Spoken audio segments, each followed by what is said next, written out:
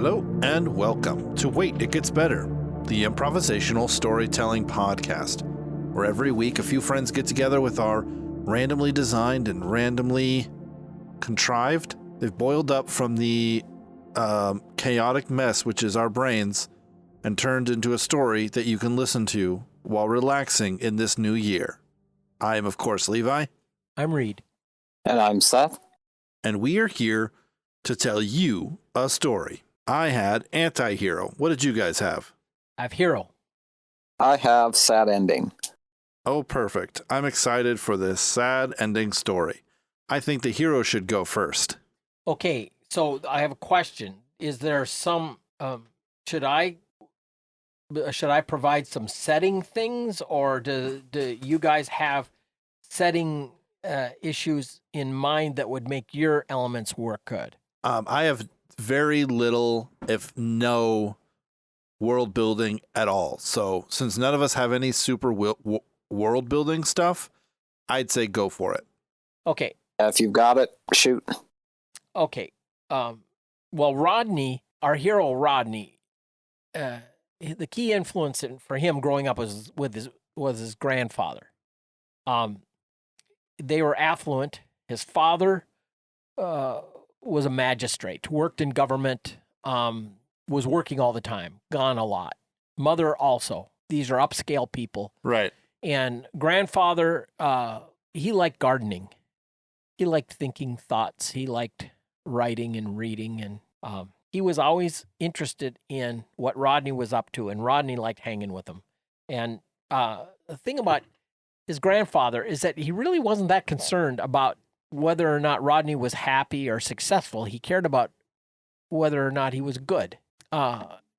He always had moral lessons. Everything centered around, is this approach to what you're thinking actually the most considerate for the affairs of others? Right. Or is it just for your own, you know? Right. And Rodney had some unusual gifts. He has an eidetic memory.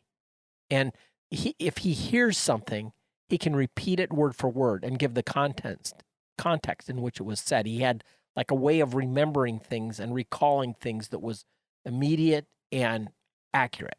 And also anything he saw, anything he read, he knew it. He could cite page numbers. He could picture it, how it looked on the page, and just bring it out. And he had the capacity to focus, so he could scan some material and then digest it. I mean, he would know it pretty well, but he just had remarkable skills. His grandfather was remarkable in that he didn't make too much of this guy's great skills. He said, it's just something that's true about you. You're also a pretty fast runner. Rodney was athletic, not overly so. As he became a man, he wasn't, you'd look at him, oh, he looks like, a star athlete. But he was fit. But the thing that there was his grandfather just said that this doesn't make you better than other people. It just is something that's true about you, and it's something that you can use for good purposes. But he had kind of a special power that was part of this, the way his brain was wired. And this was probably an adrenaline-based reaction.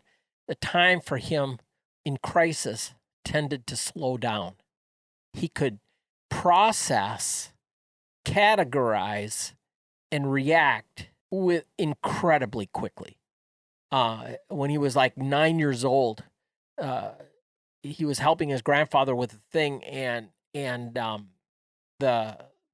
bunch of materials that had been stored on the side of a building, with one thing or another, had lost its structural integrity, and his grandfather was trying to get something out of this stack, and something let loose, and Rodney was able to see what was happening and get his grandfather and pull him out of the way. And while he was pulling his grandfather down, he was able to grab something to like cushion the blow. And it was like he realized this guy, he saved my life probably, but certainly saved me from great injury at the very least. And there were a number of situations where he would react in a crisis with incredible speed. He just was able to size up a situation, take in all the, hyper awareness kind of a thing, where he take in all the things that are associated. And as he grew to be a man, of course, this helped him in athletics. It helped him in his physical training. In his family, there was a tradition of being fit and learning martial arts, so to speak. And but he, as he grew up, the world was kind of his oyster. Growing up affluent, he had the ability to kind of chart his own course. And of course, his father wanted him to follow him into government and leadership and those kinds of things. And his grandfather said, you don't have to do everything just the way it's always been done. Maybe your giftedness is for times that require a broader look and an ability to see a bigger picture. So what you're saying is this is Batman's origin story. I'm Batman. All right. So you guys ready to hear about the anti-hero now? Yeah. So the anti-hero, his name is Robert, and he is exactly like Rodney, except for every single positive influence in Rodney's life. Robert had a negative influence. His family, he had a family. They did not afford him positive reinforcement in his life. He had a old grandfather who trained him to think, to react, to be educated, but all of it was through cruelty and no support. That's why I had Reed do his first, so that I could. Basically, my idea for the anti-hero was the hero except opposite. He has shown a similar ability to take in information, a same ability to process information. And his grandfather, instead of sort of supporting him to be something that's good, has instead groomed him basically to take over the crime family, which he is the head of. The father in government wants Robert to take over basically the position of bought and paid for government. Mm-hmm. And the grandfather basically showed him a terrible, your father has no power at all. I'm the one who's actually in control here. If you follow me, if you come with me, you're the son I wanted to have. Basically, just terrible emotional manipulation, right? Yeah. So I imagine kind of in this town or in this city, these two people, as they kind of enter young adulthood, start to rise up in sort of opposition of each other, And at first, they're friends because they know each other from the school they both attend or have just graduated from, And maybe when they were young, they got along really well because they both kind of came from the same kind of place. Right. But as their separate influences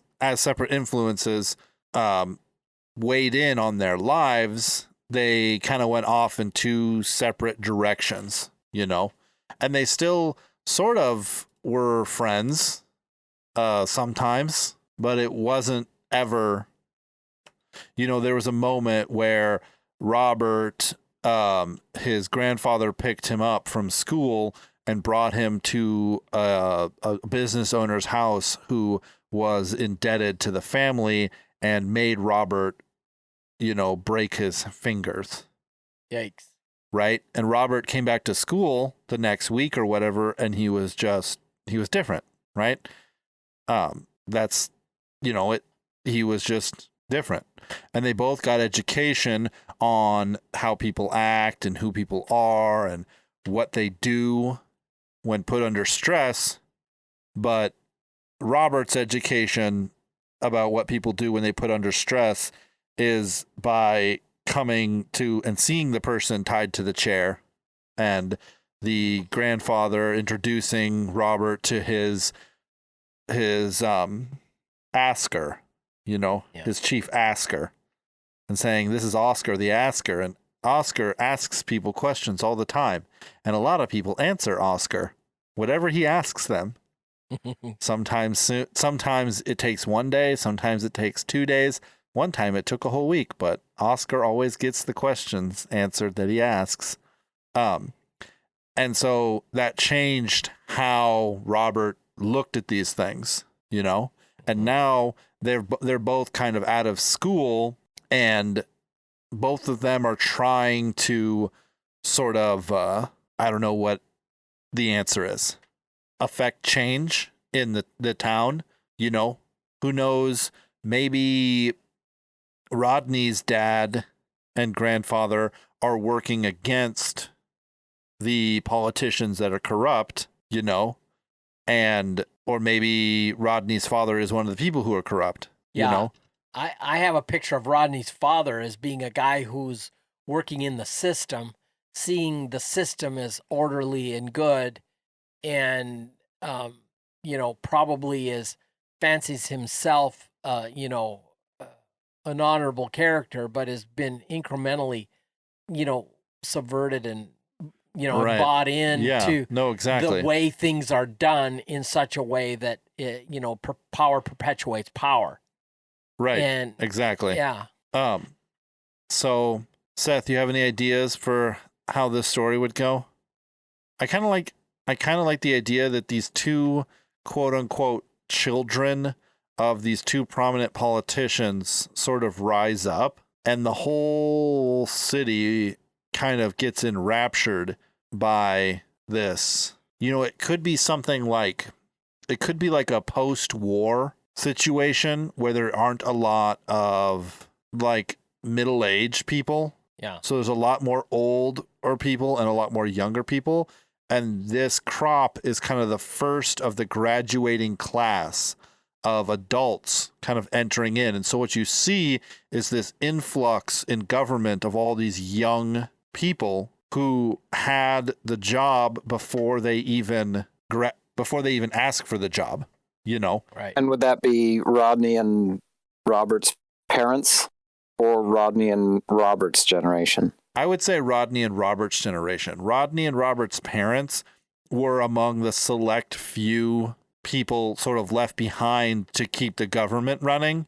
And there's not that there isn't this middle-aged people. It's just that there's a giant influx. So you can have basically all of the class, or, the upper echelons of whatever college or class they were going to, all entering into government at the age of 20.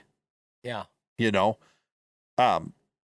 Yeah, there was you have the, the I think of Britain, there was in fact, I'd like to see somebody write, like do a study of the generation of Tolkien and C.S. Lewis and Winston Churchill, the people that they had survived World War I, but they had seen a generation destroyed. Right. Exactly. And they'd gone through the Roaring 20s, and then capped off by, they're kind of like a world kind of in shock. Yeah. And then as the old guard sort of grow old, they're growing old as the depression hits, and as the world economic system kind of goes into chaos, and they're facing shocking realities that we've lost an entire generation. Yeah, exactly. And I'm seeing that's what I was thinking when you were laying that out. That we have an older, very conservative. This is the way we've always done it, and this Rodney and Robert as part of new crop coming up. And the Right. parents had just been kind of holding things together, through the chaos that came from the Great War. Yeah.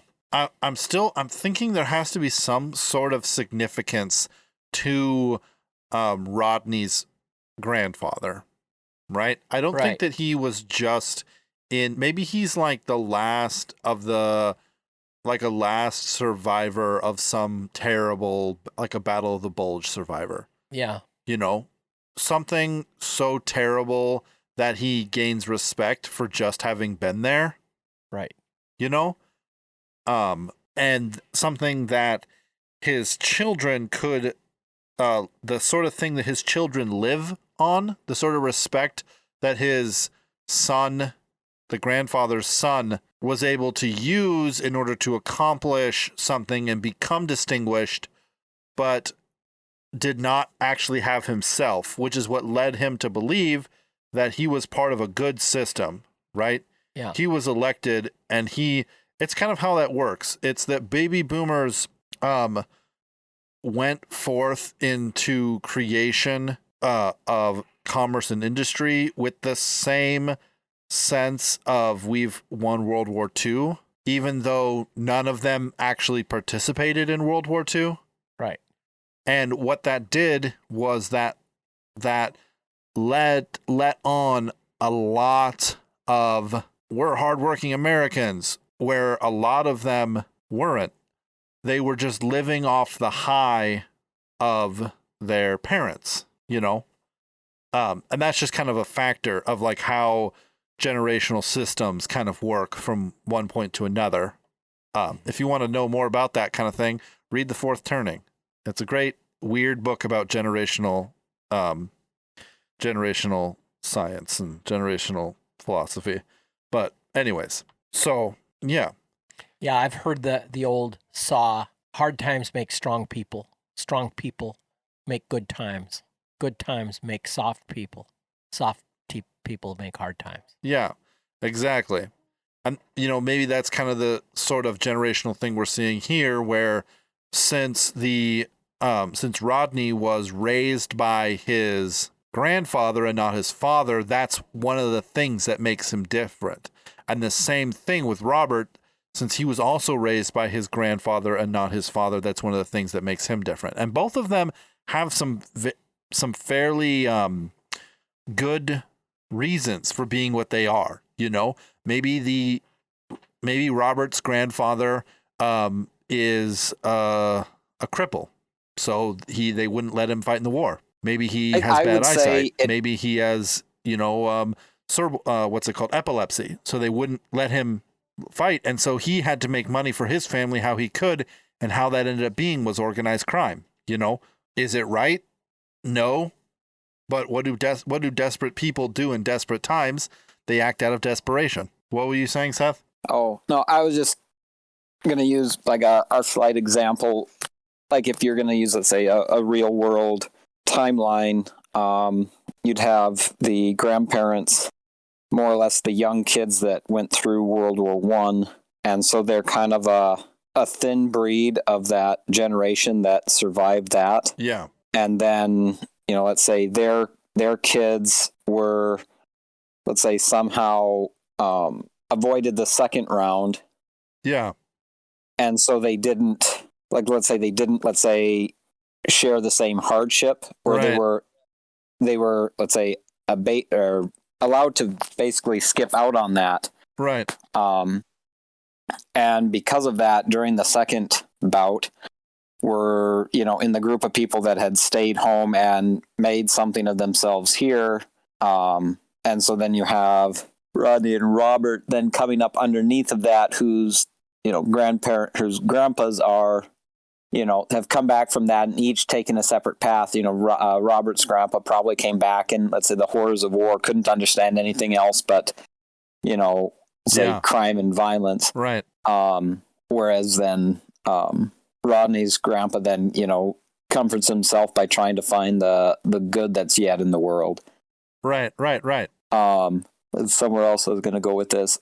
But anyway, so basically you have that skip generation that didn't take part in either one, and that's kind of a little bit of that elite, self-entitled, well-to-do, parents that they have that kind of caught up in neither one really affecting or meaning much to them, leaving the kids to the parents to pursue their well positioned career that they made for themselves by basically draft dodging. Right. I mean, do they have to be draft dodgers? Couldn't they just be like? Couldn't they just be? I mean, I'd like to think of the parents of both Robert and Rodney not as necessarily evil people, but just ignorant. Just not people who don't feel like there is any problem. That was then. This is now. We're doing fine. Without any sort of real look at what's happening. A thing I was thinking of is that in the story, what there should be is both Rodney's grandfather and Robert's grandfather both teach Robert and Rodney a thing that his parents could never teach them, which is the fact that this is going to happen again. Right. Right? The fact that this has not been the war to end all wars, right? So I guess we really are kind of writing maybe a historical fiction, something slightly after World War I in a made-up town in some country, Italy, France, whatever, America, whatever. But basically, both of them in part in their own ways that this isn't the end. We haven't finally ended war in the world. This is going to happen again. And so that is kind of the rhetoric that both Rodney and Robert are ready for and are speaking about as they kind of make their way up in this two-tiered government system. I don't know how this would be. Maybe some country that has like two political parties. I can't think of any country that would be so stupid as to have just two political parties, but I'm sure we can think of at least one. There might be at least one. Yeah, there might. I'm not going to say which one is Republican and which one is Democrat of Rodney and Robert. I'll let the viewer make their own decision. But then I was kind of thinking that maybe how many years was it between World War I and World War II? Armistice was in 1918 and roughly 20 years because, 39 was the invasion of Poland. But there were, Japan was on the rampage before that. Right. The Italians were strutting and fretting, and Mussolini was trying to be the new Roman Empire in North Africa. Right. In the late 30s. Right. The Japanese had invaded Manchuria and northern China in the late 30s. Okay. So roughly 20 years. Yeah. So we could say that this is, we could say that, so roughly 20 years. So then we could have it where as they both kind of enter into this public forum, two families, two legacy families in this city or town, right? Which is why the grandfathers are heavily revered for their own separate things, which is why the fathers were huge in politics, which is why the two sons, they're kind of seen as like the golden children of this town. They start to rise at the same time as World War II starts. And then the great question comes, will you go? The grandfather Rodney's grandfather not wanting him to go, right?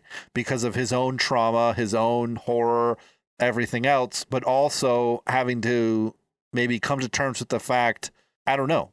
I don't know what the answer would be, and then same thing with Robert's grandfather, basically saying here's an opportunity for you to, if you don't go, soon all the men will be gone and we will be able to basically run free through the city again. What an interesting story. So Seth, are you going to tell us the sad ending now? So I've been tossing it around a little bit. So I'm thinking perhaps it plays out that they both go part of, let's say they both go, they find themselves in the same platoon. Right. They make it through the war. However, being this is kind of a historical fiction, right? So, like, I don't know if this sounds like horrid, but so another about it kind of it's over, and things start looking up again. We've got the 50s are looking pretty nice. Only it's like the precedent that everyone thought, it's the war to end all wars, and it just kind of put us in a cycle where every about 10 years by 20 years again, that next generation was caught up in it again, being sent to the killing grounds. I don't think it quite followed that pattern, but I mean, it just kind of got to where it kind of did, but not to the same scale. But let's pretend that, let's say it was abated for about, 10, 15 years after, World War II.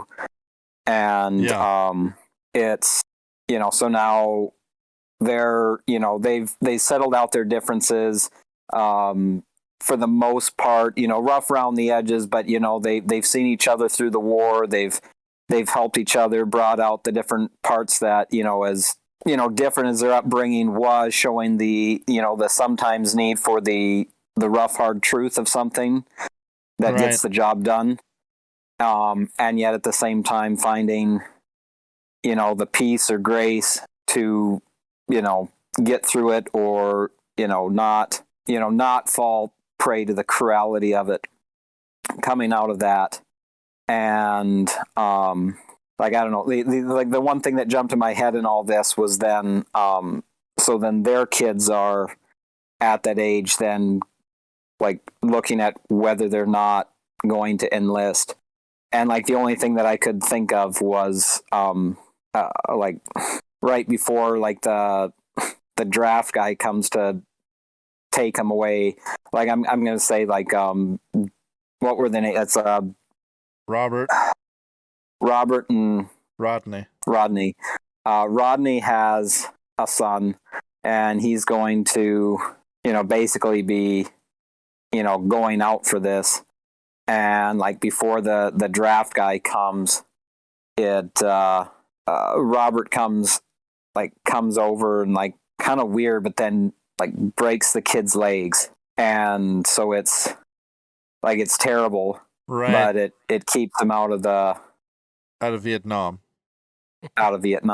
So kind of like he comes over, and Rodney is sitting there kind of like trying to encourage his son that like this is the right thing or whatever, and then Rodney just drives in his vehicle and just like breaks his legs.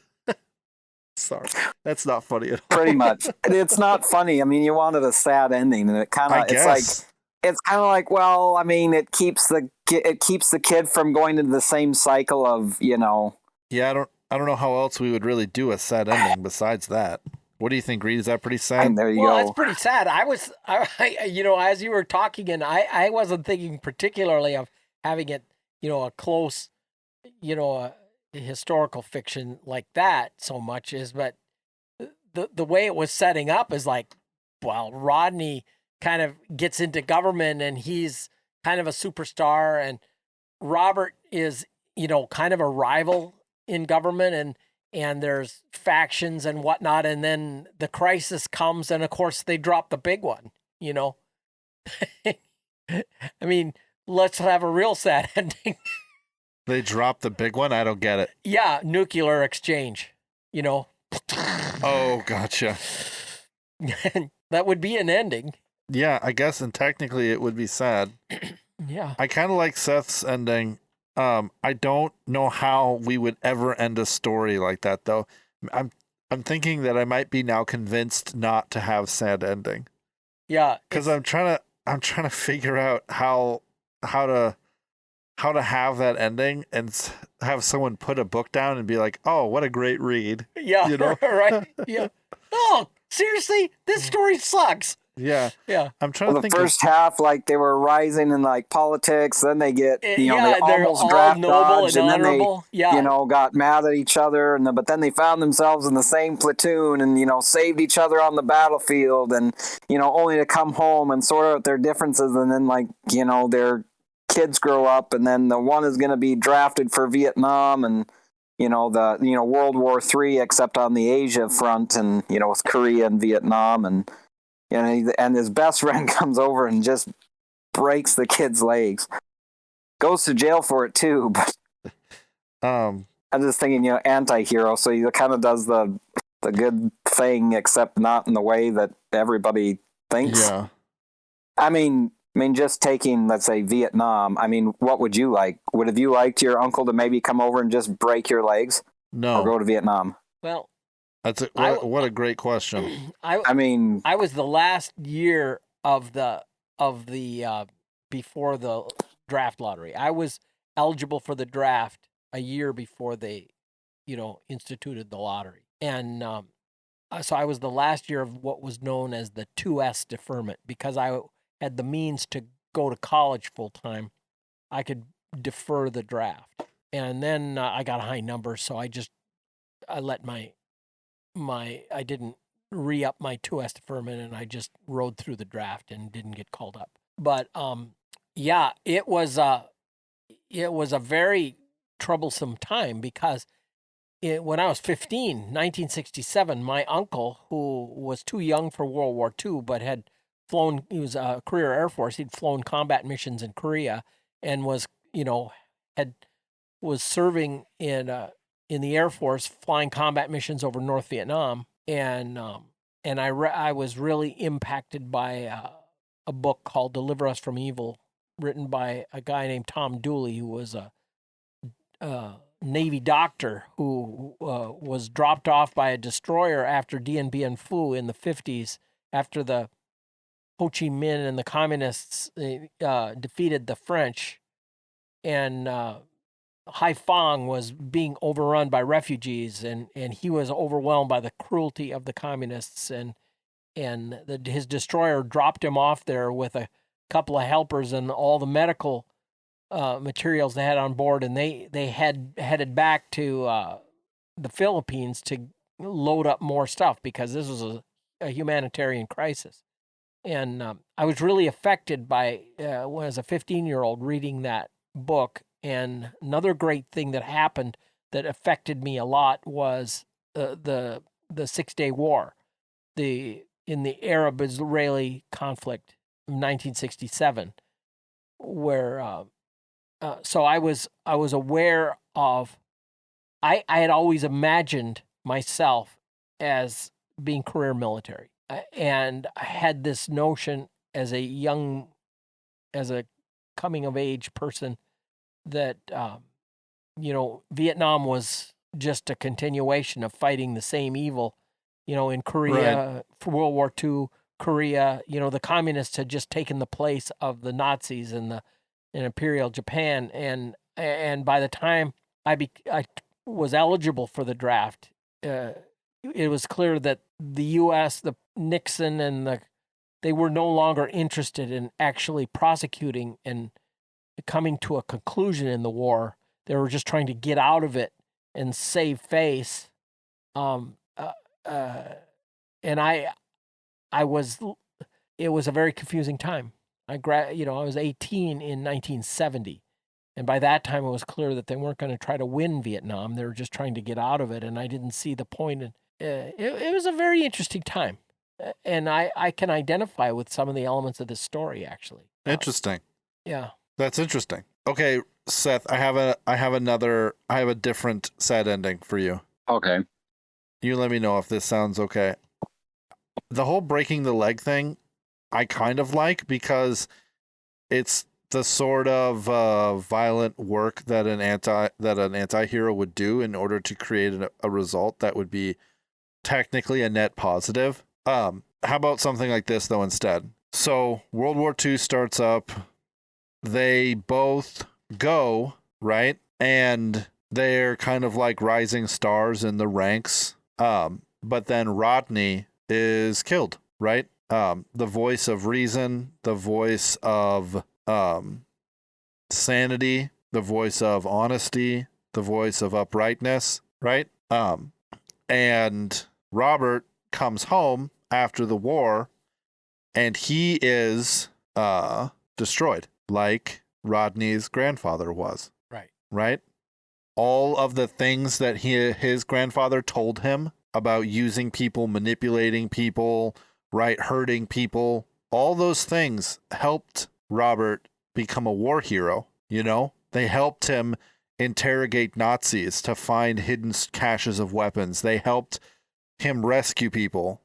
So he became the hero, but it destroyed him because it was ultimately cruel and terrible and horrifying, you know? And he used it all to survive, and he got, you know, all the Medal of Honors, all the, you know, all the medals. He got it all, and he gets back, and he's just, you know, destroyed. Now, part of me wants to turn this into a happy ending because then he talks to Rodney's grandfather and there's some sort of healing, you know. But if it's got to be a sad ending, then that won't happen. I mean, you could look at it that way if you were looking at like a comedy and tragedy, like the true happy and sad ending, that it wasn't so much like a happy and sad ending. It was a tell if the hero lived or died in the end. Right. That's true. So you really wouldn't have to wrap it up sad, just as long as the hero perished. Yeah. So it could be one of those things, you know, where I can kind of imagine maybe Robert sort of goes on top of a hill where there's a tree, you know, and is sitting there kind of looking around the town, you know, and slowly pulls out of his jacket and begins to load his revolver, just kind of like overwhelmed with everything that's happened, you know, just kind of overwhelmed with everything. And then the grandfather of Rodney is there, and there's a short kind of conversation about, you know, how this isn't the end, how there's a place through this thing, you know, and it just kind of ends there with the idea that their relationship will now develop, you know, and Rodney will turn into something. I mean, Robert will turn into something else. That's kind of a cool twist. Is that all right, Seth? Yeah, I mean, if you know, people want to Twitter in or email us, what would you guys like? Yes. The leg breaking or the leg breaking or the almost Rodney suicide. dying. Yeah. Ladies and gentlemen, thank you so much for joining us for this episode of Wait, It Gets Better. Like Seth said, if you want to let us know how you think this story should have ended, you can do that. You just have to let me know at waititgetsbettercast@gmail.com or at me on Twitter at @getsbettercast. If you have a good idea for a story that you want us to make, you can send me messages through those. If you have interesting ideas for story elements you'd like us to use, again, exact same email address. If you thought this story was terrible and you think that we should do more sci-fi with laser swords, I would say just wait. It gets better.